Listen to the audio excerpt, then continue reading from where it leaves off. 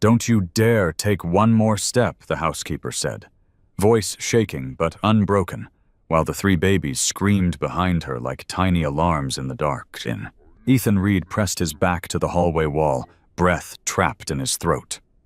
12 hours earlier, he'd kissed his wife goodbye, dragged a suitcase to the car, and waved like a man leaving for a 3-day trip.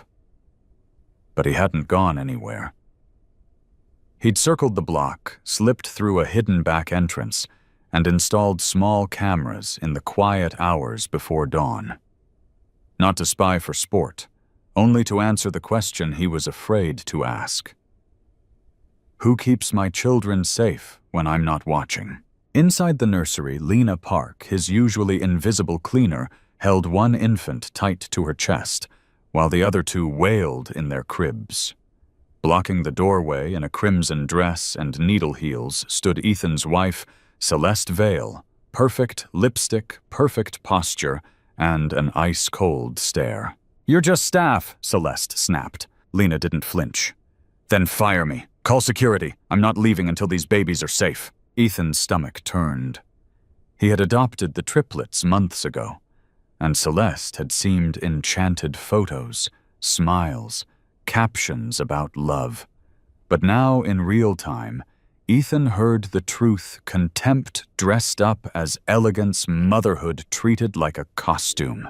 And in that moment, the man with money influence and a mansion realized something terrifyingly simple. The only person truly standing between his children and harm was the woman he'd barely learned to see. "You're forgetting your place," Celeste said softly, the kind of softness that cuts deeper than shouting. The nursery felt smaller with her standing there, heels planted like weapons perfume, heavy in the air, blocking the only exit. Behind Lena Park, the twins' cries rose and fell, raw and desperate, the sound of needs unanswered for far too long. One baby clutched Lena's shirt with surprising strength, as if instinct already knew who was safe. Lena's arms trembled not from weakness, but from restraint. She had scrubbed these floors quietly for months. She had learned the rhythm of the baby's breathing, the way one calmed when hummed to the way another only slept if someone stayed. She had never raised her voice in this house until now. "My place," Lena said, lifting her chin, "is right here. With them." Celeste laughed, sharp and hollow. "You clean, you leave. That's how this works." "No," Lena replied, her voice breaking just enough to sound human. "That's how neglect works." From the hallway, Ethan felt the words land like blows. He watched his wife step closer. Eyes narrowed power, radiating from tailored fabric and entitlement. He watched Lena refuse to step back, even as the threat became real termination lawsuits, blacklists, whispered with a smile. "I can ruin you," Celeste said calmly. Lena swallowed hard. Tears gathered, but her feet stayed planted. "Then ruin me," she whispered. "Just don't touch them." Something cracked in Ethan's chest. This wasn't a fight between equals. This was a woman with everything pressing down on a woman with nothing except courage. Lena had no lawyers, no money, no safety net, only a choice. And she chose the babies. For the first time since adopting his children, Ethan understood the truth he'd been avoiding. Love doesn't announce itself with elegance or Instagram smiles. Sometimes it shows up shaking. Sometimes it risks everything. And sometimes it sounds like a quiet voice saying, "I will not leave." Ethan's legs refused to move, but his mind was screaming. From the shadows of the hallway, he felt the weight of his own cowardice pressing into his ribs. He had hidden to observe, to test, to collect truth without consequence. But now the truth was no longer abstract. It was standing barefoot in a nursery holding his children with shaking arms while he stayed silent. He told himself he was being smart, careful, that stepping in too early would ruin everything, that powerful people like Celeste didn't lose unless you had proof, real proof. But every second he waited, the babies cried harder, and Lena stood more alone. If I stay quiet, he thought, I protect myself. If I speak now, I risk everything. That realization burned. Ethan had built his life on control contracts, timing leverage. Silence had always been a tool. But here, silence felt different. It felt like betrayal, like choosing comfort over conscience. Inside the nursery, Celeste crossed her arms, already bored, already certain she would win. "You don't matter," she said flatly. "No one will believe you." Lena closed her eyes for a brief moment. Just one breath. When she opened them, her voice was barely above a whisper, but it carried something dangerous. Maybe she said, "But I will live with myself." That was the moment Ethan broke. He understood then that this wasn't about evidence or strategy. This was about the kind of man he would be when his children were grown. About whether they would inherit his money or his spine. He imagined them one day asking, "Where were you when someone hurt us?" And he knew the answer couldn't be hiding. Ethan stepped forward, heart-pounding fear clawing at his throat. The floor creaked beneath his shoe. It was a small sound, but it shattered everything. Because in that instant, silence was no longer safety. It was complicity. The floor creaked again as Ethan stepped fully into the doorway. For a split second, no one spoke. Celeste turned first. Her surprise lasted less than a heartbeat. Then her expression rearranged itself into something practiced and flawless. A smile, warm, confused, the kind she wore for charity galas and cameras. "Ethan," she said lightly, "you're home early." But Lena felt it before she saw it. The shift in the air, the sudden tension snapping tight like a wire pulled too far. She looked past Celeste and met Ethan's eyes. There was no relief in her face, only urgency. As if she already knew this moment would decide everything.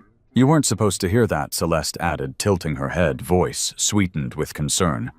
"She's emotional." She crossed a line. Ethan didn't answer. His gaze moved from his wife, to the cribs, to the flushed faces of his children, to Lena's arms, still wrapped protectively around the smallest of them. Something inside him hardened, not with anger at first, but with clarity. Celeste sighed as though inconvenienced. Then she laughed softly. "Fine," she said. "You want honesty?" She stepped closer to the cribs, not touching them, not quite looking at them either. "I tried," she continued. "I really did." I smiled. I posed, I learned the right words. "But these babies?" She gestured vaguely. "They are not the life I married into." Lena's breath caught. Celeste's voice sharpened, stripped of polish. "I didn't marry you to become invisible. I married you for freedom, for travel, for us. Not for sleepless nights and crying that never stops." Ethan felt the words land like glass in his chest. "And before you pretend to be shocked," Celeste went on calmly, "you know it's true. 3 babies is too much. Eventually you'll see that. Men like you always do." She smiled again, colder now. "When that happens, we can give them back.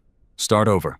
Silence swallowed the room. Lena shook her head slowly, tears spilling now, unashamed. "They are not things," she said. "They are not mistakes. They are lives." Celeste rolled her eyes. "You're sentimental. That's why people like you lose." Ethan finally spoke. "No," he said quietly. "People like you do." Celeste froze. He stepped forward, placing himself between her and the cribs. His hands were trembling, but his voice wasn't. "You didn't just lie to me," he continued. "You endangered my children." Her mask cracked just for a second. And in that second, Ethan saw it all. The calculation, the contempt, the absence of love, where love should have lived. Behind him, one of the babies stopped crying. Not because the danger was gone, but because for the first time, their father had chosen to stand. Ethan didn't raise his voice. He didn't shout, threaten, or demand explanations. That was what terrified Celeste the most. He stepped back from the cribs slowly, as if afraid a sudden movement might shatter the fragile calm he'd just created. "This conversation isn't over," he said evenly. "But it won't continue like this." Celeste scoffed, already recovering. "You're overreacting. You heard part of a moment. People say things when they're stressed." Ethan looked at her, then really looked. The perfect hair, the controlled posture, the eyes already calculating her next move. And he understood something with chilling clarity. If he confronted her now, she would twist it. Cry, if needed. Deny everything. Turn him into the unstable man who imagined threats where there were none. So he did the unexpected. He said nothing more. That night, Ethan left the nursery quietly and locked himself in his upstairs office. His hands shook as he powered on the monitors from the cameras he'd installed before dawn. He needed confirmation. Evidence. Something that couldn't be smiled away or rewritten later. But as the screens loaded, his stomach dropped. The nursery footage from the last 8 hours wouldn't open. File corrupted. He tried backups. Manual restores. Nothing. Someone had known. Someone had erased it. Fear slid cold down his spine, but it sharpened his focus instead of breaking it. Then he saw it. A restored folder. One file inside, audio only. Ethan clicked play. Celeste's voice filled the room, stripped of charm, casual and cruel. She was laughing with someone, talking about money, about timing, about how easy it would be to convince a psychologist that Ethan was overwhelmed, about returning the babies, about divorce, about walking away rich and free. Ethan stopped the recording halfway through. He couldn't breathe. This wasn't neglect born of indifference. This was strategy. A plan unfolding quietly behind his back while he trusted her with his children's lives. By dawn, Ethan hadn't slept. Instead, he made one call. "Claire," he said when the line connected. "I need you at your office at 7. This is about custody, and my wife." The lawyer didn't ask questions. She just said, "I'll be there." As the sun rose, Ethan stood by the window, city lights fading beneath pale morning sky. He felt hollowed out, but not helpless, because now he understood the rules of the game Celeste was playing. And he was done reacting. From this moment on, Ethan wouldn't be a husband trying to reason. He would be a father preparing for war. The living room felt different that night, too bright, too exposed, like a stage waiting for a verdict. Ethan stood at the center remote control, heavy in his hand, while familiar faces filled the space with uneasy silence. His mother sat rigid on the sofa, lips pressed tight. His brother hovered near the window, arms crossed, already sensing that something irreversible was about to unfold. Claire, the lawyer, sat calmly in an armchair, notebook, closed eyes sharp. And near the doorway stood Lena, hands folded, posture straight, her presence quiet but unmovable. Celeste descended the stairs last. She was flawless as always, elegant dress, perfect makeup, a smile touched with confusion. "What is all this?" she asked lightly. "You said you were traveling." "I never left," Ethan replied. The smile flickered. Just for a moment. He didn't give her time to recover. With a click of the remote, the television came alive. The first video played silently. At first, Celeste in the nursery, standing over the cribs, her face twisted in irritation as a baby cried. Then her voice filled the room. "I can't stand that noise. It's unbearable." His mother gasped softly. Celeste stepped forward. "Ethan, this is taken out of..." "Wait," he said. The second clip rolled. Celeste on the phone, laughing, her words sharp and unguarded. "I married him for money, not to raise someone else's children." His brother's jaw tightened. Then the audio file began, the one that ended all doubt. Celeste's voice again, cold and calculated, outlining her plan: psychologists, manipulation, returning the babies, divorce, freedom. No one spoke when it ended. The silence was crushing. Celeste's face had gone pale. She looked around the room, searching for an ally, but found only eyes filled with disbelief, anger, and something worse, disgust. "You don't understand," she said finally, voice shaking. "I was overwhelmed. I didn't mean..." That Ethan cut in quietly was the first time you told the truth. She took a step back. Lena moved forward, then her voice steady despite the tremor in her hands. "Those babies are not a phase. They are not a burden. They are lives. And someone promised their mother they would be protected." All eyes turned to her. Celeste laughed weakly. "You," she scoffed. "You think you matter here?" Before Ethan could respond, his mother stood. "You matter more than she ever did," she said, her voice breaking with fury. "You stayed. You loved them. You protected them." Celeste opened her mouth, then closed it. For the first time, there was nowhere left to hide. She picked up her bag without another word and walked out. The door closed behind her with a final echoing thud. Ethan exhaled long, shaky reel. The truth had finally stepped into the light, and it had chosen its side. The house didn't feel victorious after Celeste left. It felt wounded. The door's echo lingered like a bruise in the air, and for a long moment no one moved. Then Ethan's mother was the first to break the silence. Without saying a word, she turned and walked upstairs, her steps slow but certain.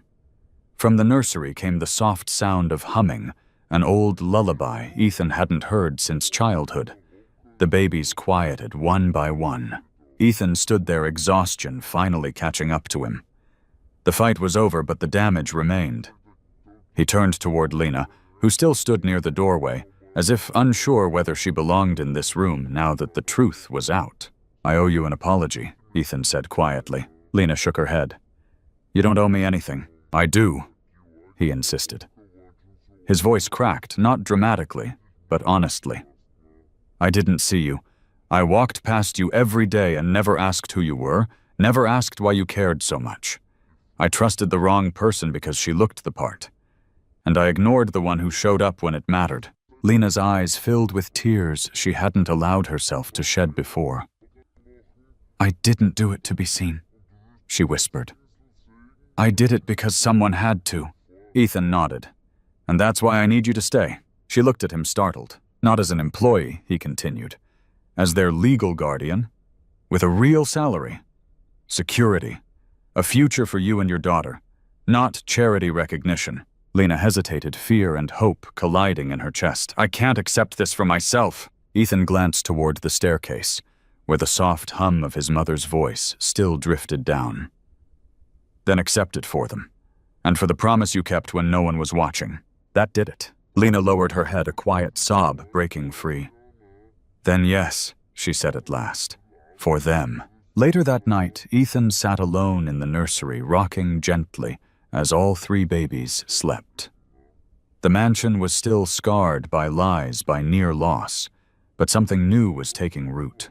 Not perfection, not luxury, presence. Lena appeared in the doorway holding a blanket.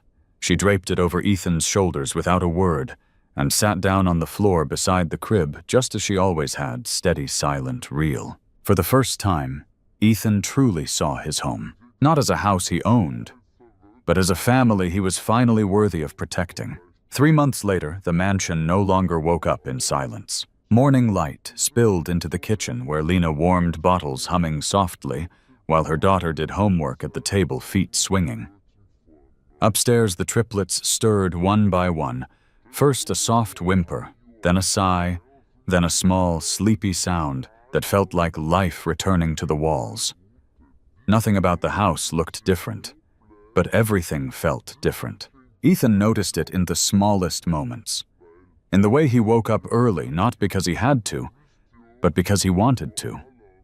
In the way he no longer checked his phone first, but checked on his children.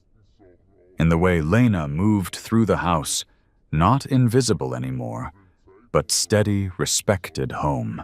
Celeste never came back. The divorce passed quietly without drama, without the power she once believed she held. Ethan didn't feel victory. He felt relief, and something gentler pity for someone who had spent her life wearing perfect masks and forgotten who she was underneath. One evening, Ethan found Lena standing in the nursery holding an old photograph. 2 teenage girls smiled at the camera, young, hopeful, unaware of how hard life would become. Lena whispered to the image like a prayer, promising that the children were safe, loved, growing. Ethan stepped back without interrupting. Some promises were sacred. Later, as the house settled into sleep, Ethan sat beside her on the couch. "Do you regret staying?" he asked quietly. Lena smiled. Not the tired smile she once wore, but a real one. "Family isn't who shares your blood," she said. "It's who stays when everything falls apart." Ethan looked down the hallway where 3 children slept peacefully and understood the truth. His life wasn't perfect anymore. It was real, and that was better. This story reminds us of something powerful and painfully real. Love is not loud. It doesn't always wear titles, money, or beauty. Sometimes love is the person everyone overlooks. The one who stays late, speaks up when it's dangerous, and keeps promises even when no one is watching. In real life, the people who save us rarely look like heroes. They look like Lena. So here's the question for you. Who showed up for you when things fell apart? Or maybe, who have you been quietly protecting without recognition? Share your thoughts in the comments. Your story might be the one someone else needs to hear today. And if this story touched something in you, if it made you pause, reflect, or feel seen, please like the video, subscribe to the channel, and stay with us. Because stories like this aren't just meant to be watched. They're meant to remind us who we are and who we can still choose to be.